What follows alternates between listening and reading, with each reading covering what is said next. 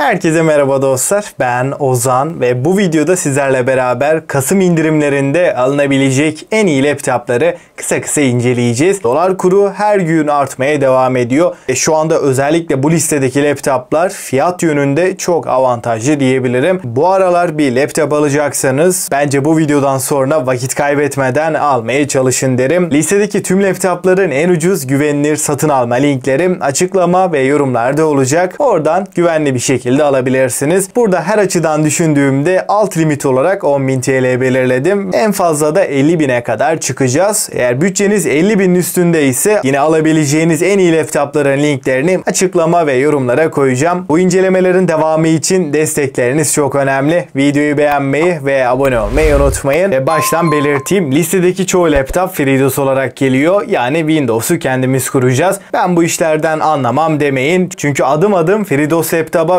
Windows nasıl kurulur? Bununla ilgili 5 gün önce detaylı bir video yapmıştım. Onu da kartlara koyacağım veya kanala giderek oradan izleyebilirsiniz. Şimdi en uygun fiyatlı laptopumuza başlayalım. Lenovo'nun V15 modelini görüyoruz. Ryzen 5 7. nesil güncel bir işlemciyi görürken 8 GB RAM 512 SSD ile de beraber geliyor. Kasa kalitesi fiyatına oranla gayet başarılı. Bu laptop hem üniversite, okul için, iş için kullanabileceğiniz, aynı zamanda CSGO, LoL, Valorant gibi düşük grafikli e-spor oyunlarını da rahatlıkla oynatabilecek bir cihaz. Burada RAM yükseltmesi yapamıyoruz. Ancak 8 GB RAM bu sistem için gayet yeterli. 15.6 inç Full HD TNB panelle gelirken bu fiyat bandında bataryası, performansı ve soğutmasıyla en iyi laptop diyebilirim. Eğer bütçeyi biraz daha artırabiliyorsanız metal kasası, IPS ekranı ve işlemcisiyle Lenovo IdeaPad Slim 3 önümüze çıkıyor. i5 12. nesil performans serisi bir işlemciyi görebiliyoruz. 8 GB RAM 512 SSD ile de beraber geliyor. Eğer ekran kalitesi ve işlemci olarak iyi bir cihaz arıyorsanız şu anki fiyatıyla oldukça iyi bir seçenek. Ama benim bütçem 15.000 ve bu fiyatlarda hem ekran hem performans hem de soğutmasıyla iyi bir cihaz istiyorsanız tartışmasız şekilde bu fiyatın en iyisi. Burada Acer'ın Aspire 3 modelini görüyoruz. Bu laptopun en önemli artısı MX550 ile beraber gelmesi. MX550 MX450'den yaklaşık %20 civarı daha yüksek bir performans veriyor. Yani bu noktada neredeyse piyasadaki tüm oyunları akıcı bir şekilde rahatlıkla oynatabilecek bir cihaz ve bu fiyat bandından 20.000'e kadar da bu laptoptan daha iyi bir oyun performansına sahip herhangi bir cihaz yok. Bu ekran kartı ile beraber artık daha rahat bir oyun deneyimini kesinlikle alabileceğiz. Eğer ben daha kompakt, taşınabilir ve kasa kalitesi olarak da bu fiyatlarda alabileceğim en iyi cihazı istiyorum derseniz Huawei MateBook D14 önümüze çıkıyor. i5 12. nesil işlemci, 16 GB RAM bu laptopun en önemli artısı. 512 SSD ve Windows 11 ile beraber geliyor. 14 inç Full HD IPS ekranıyla da oldukça taşınabilir ve kompaktlık yönünde bu fiyat bandına kadar daha iyi bir laptop yok. Eğer oyun oynamayı çok düşünmüyorsanız Huawei MateBook modelini rahatlıkla önerebilirim. Bataryasıyla da iyi bir MacBook alternatifi diyebilirim. Bütçeyi çok zorlamadan alınabilecek en uygun fiyatlı oyuncu laptopunu istiyorum derseniz şu anda 16 GB RAM ve RX 6500M ekran kartıyla burada HP Victus'un 15 modelini görüyoruz. Ryzen 5 5600H gibi bu fiyat bandındaki en iyi işlemcilerden biriyle karşılaşıyoruz. 16 GB RAM çift kanal olarak gelirken 512 SSD ve GTX 1650'den daha iyi bir performans veren RX 6500'ü görüyoruz. 15.6 inç Full HD 144 Hz panelde burada kullanılmış. 20.000 bandında bir bütçeyle aldıktan sonra yükseltme gerektirmeyecek ve performans olarak da bu fiyat bandının en iyi laptoplarından biri. Şu an için bu laptopla pek çok oyunda orta yüksek arası gayet iyi bir oyun performansı alabiliyoruz. Video render, mühendislik, mimarlık tarafında da kullanılabilir ama performans olarak RX 6500 giriş seviyesi bir ekran kartı. Render tarafında olsun, oyunlarda olsun çok yüksek bir beklentiye girmeyin. Ama bütçeyi biraz daha arttırabiliyorsanız bu laptopun detaylı bir incelemesi kanalda var. Onu da kartlara koyarım. Acer Nitro 5'in güncellenmiş versiyonu olan RTX 3050'li ve Ryzen 5 6600H gibi i5 11. birinci nesilden çok daha iyi bir işlemciyi bu fiyat bandında almak bence muazzam bir artı. 16 GB RAM ile beraber Nitro 5'in yine 3050'li modeli bu fiyat bandında en iyi cihaz diyebilirim. Buradaki 3050 95 Watt, yani bu sayede 3050'nin gücünden tam olarak yararlanabiliyoruz. 15.6 inç IPS ve Full HD 144 Hz bir panelle geliyor. Tasarım olarak oyuncu laptopu olduğunu bağıran bir bilgisayarda değil. Gerçekten sade ve hoş bir tasarıma sahip. Kasa yapısı olarak hissiyat anlamında 20.000 bandının en iyi laptoplarından biri. Oyunlarda neredeyse 2 kat daha yüksek FPS'ler alabiliyoruz. Performansı ciddi anlamda etkiliyor. Eğer büyük ekranlı bir laptop istiyorsanız 17.3 inçlik ekran boyutu,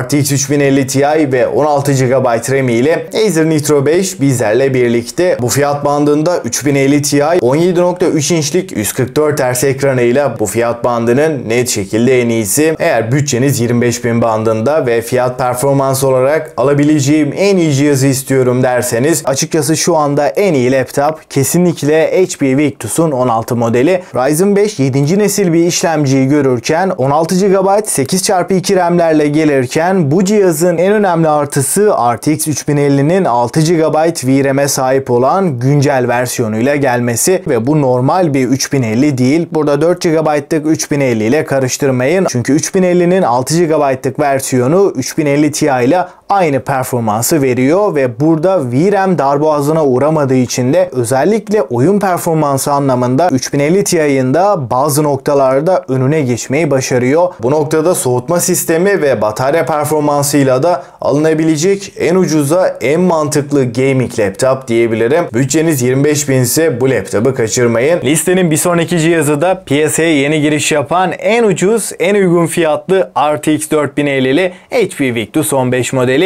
i5 12. nesil bir işlemci ve 8x2 16 GB RAM'leriyle fiyatına oranla en iyi performansa sahip. RTX 4050'nin 75 Watt'lık bir versiyonu burada da kullanılmış. Ama bütçeyi biraz daha arttırabiliyorsanız, uygun fiyatlı, performansı yüksek ve MSI bir laptop istiyorum derseniz şu anki fiyatıyla gayet avantajlı. Bu noktada Bravo 15 önümüze çıkıyor. Bu laptoptaki en önemli artı 4050'nin 105 Watt'lık bir versiyonu kullanılmış. Bu sayede performans çok daha yukarı çıkıyor. Çünkü MSI tarafında bu fiyatlarda i5 işlemcili 4050'li modeli de görebilmek mümkün. Ancak orada 45 Watt'lık bir 4050'den bahsediyorum. Buradaki 4050 çok daha performanslı diyebilirim ve fiyat performans yönünde de en mantıklı laptoplardan biri. Ryzen 5 7. nesil işlemci RTX 4050'yi çok rahat bir şekilde besleyebiliyor. Bunun haricinde bu laptopa da mutlaka RAM takviyesi yapmanızı öneriyorum. Bu sayede performans çok daha artacaktır. Klavye tarafında da mavi aydınlatmayı görebiliyoruz ve fiyat performans olarak en çok önerdiğim laptoplardan HP Victus 15'i görüyoruz. i5 13. nesil işlemcisi, 16 GB 8x2 RAM'leri, 512 SSD ve RTX 4050'nin 75 Watt'lık versiyonuyla performans açısından CS2, Valorant gibi e-spor oyunlarında 300 FPS üstünü rahatlıkla görebileceğiz. Bunun dışında piyasadaki çoğu oyunda 60 FPS üstü oldukça iyi bir deneyim sağlıyor. Açıkçası genel kalitesiyle HP Victus 15 muazzam bir cihaz diyebilirim. Eğer grafik tasarım, Photoshop gibi işlerle uğraşıyorsanız, ekran kalitesi olarak alabileceğim en iyi cihazı istiyorum derseniz Asus'un VivoBook Pro modeli önümüze çıkıyor. i5 12. nesil performans serisi işlemcisiyle 16 GB RAM ve GTX 1650 ekran kartıyla piyasadaki tüm oyunları rahatlıkla oynayabilecekken, video edit, mühendislik için de kullanılabilecek ekran kalitesi olarak mükemmel bir laptopla karşı karşıyayız. 2.8K çözünürlük ve OLED panel bu laptopun en önemli artısı. Kasa kalitesi ve soğutma yönünden de oldukça başarılı. Listenin bir sonraki cihazı da en uygun fiyatlı, en ucuza fiyat performans 4060 sunan HP Victus'un 16 modeli. Ryzen 5 7. nesil performans serisi bir işlemciyle beraber geliyor ve RTX 4060'ın 120 Watt'lık versiyonunu burada görebiliyoruz. 16 GB 5200 MHz RAM'ler ve 512 SSD ile beraber geliyor. Buradaki işlemci kafanızda bir soru işareti oluşturmasın. Çünkü Ryzen 5 7. nesil RTX 4060'ı rahatlıkla besliyor. Zaten soğutma sistemi Victus fiyatı da çok iyi seviyede. Özellikle bütçem çok yüksek değil ama 4060'lı bir cihaz istiyorum diyenler için bu laptop oldukça mantıklı. MSI'nin Cyborg gibi 45 wattlık modellerinden çok daha iyi bir performans veriyor. Ancak bu bütçelerde almışken her anlamda daha uzun ömürlü ve en iyi cihazı istiyorum derseniz i7 13. nesil işlemcili yine 120 wattlık RTX 4060 barındıran fiyat performans olarak yine çok fazla önerdiğim HP Victus'un 16 modelini görüyoruz. i7 13. nesil işlemcisiyle ve RTX 4060'ı da burada görebiliyoruz. 16.1 inçlik 144 Hz ekranda bu laptoptaki en önemli artılardan biri. Kasa kalitesi olarak da hiç fena olmadığını söylemem gerekiyor ve bu fiyat bandında soğutma sistemi en iyi olan laptop diyebilirim. 35-40 bin bandında performans olarak alabileceğim en iyi cihazı istiyorum derseniz şu anda fiyat olarak çok iyi bir seviyede olan Dell G15'in RTX 4060 ve 140 wattlık versiyonunu bu laptopta görebiliyoruz. İşlemci olarak da HP Victus'tan ayıran en önemli detay HX serisi olması. Yani burada performans baya yukarılara çıkıyor.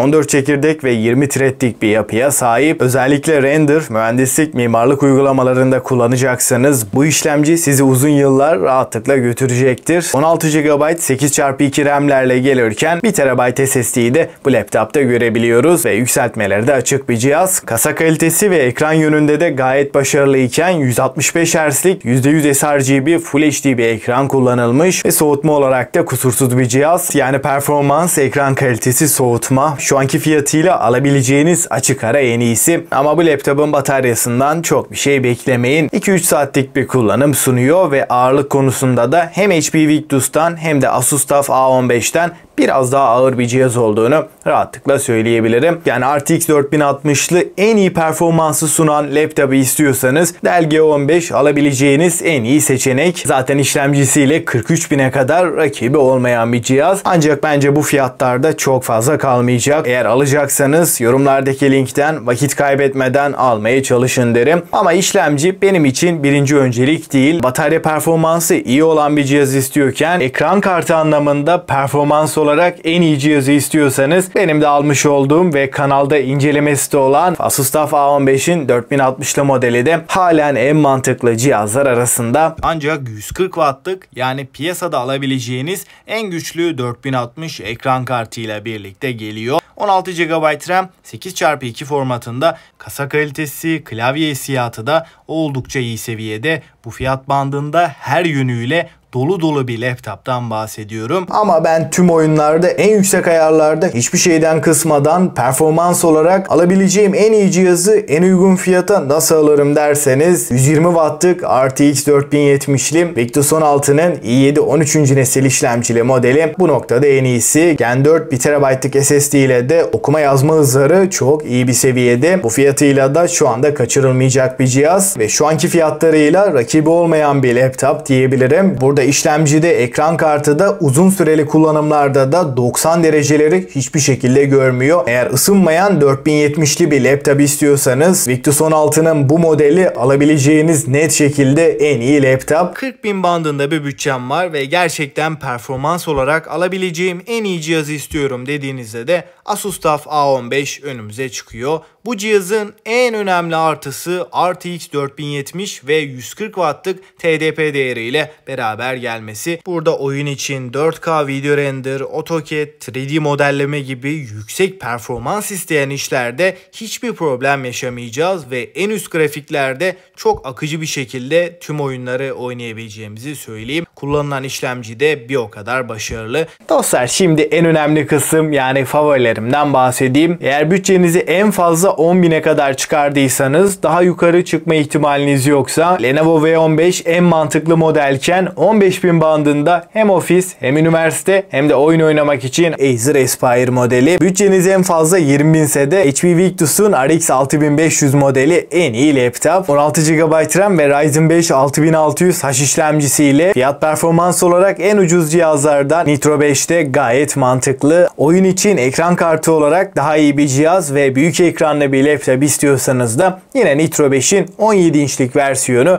şu anki fiyatıyla kaçırılmayacak durumda. Eğer bütçem 25.000 bandındaysa şu anda alınabilecek açık ara en iyi laptop kesinlikle HP Victus'un 16 modeli. 25-30.000 bandında da RTX 4050 Victus favorilerimdenken ve 4060'lı laptoplar arasında da en iyi performansı sunan laptopu istiyorsanız Dell G15 alabileceğiniz en iyi seçenek. Ancak bence bu fiyatlarda çok fazla kalmayacak. Eğer alacaksanız yorumlardaki linkten vakit kaybetmeden almaya çalışın derim. Açıkçası listeye de genel anlamıyla baktığımda 10.000'den 50.000'e kadar alınabilecek en iyi laptoplardan bahsettim. Bu liste harici başka hiçbir laptopa bakmanızı önermiyorum. Her açıdan en iyi cihazlar bunlardı. Bu listedeki tüm cihazların da alabileceğiniz en ucuz ve güvenilir satın alma linkleri yine açıklama ve yorumlarda olacak. Oradan rahatlıkla alabilirsiniz. Bütçeniz daha yüksekse yine önerdiğim laptopların linklerini açıklama ve yorumlara koyacağım. Herhangi bir sorunuz olursa da yine yorumlarda bekliyorum. Ve bu serinin devamı gelsin mi? Gelsin diyorsanız videoyu beğenmeyi ve abone olmayı unutmayın. Ben Ozan ve bir sonraki videoya kadar hoşça kalın.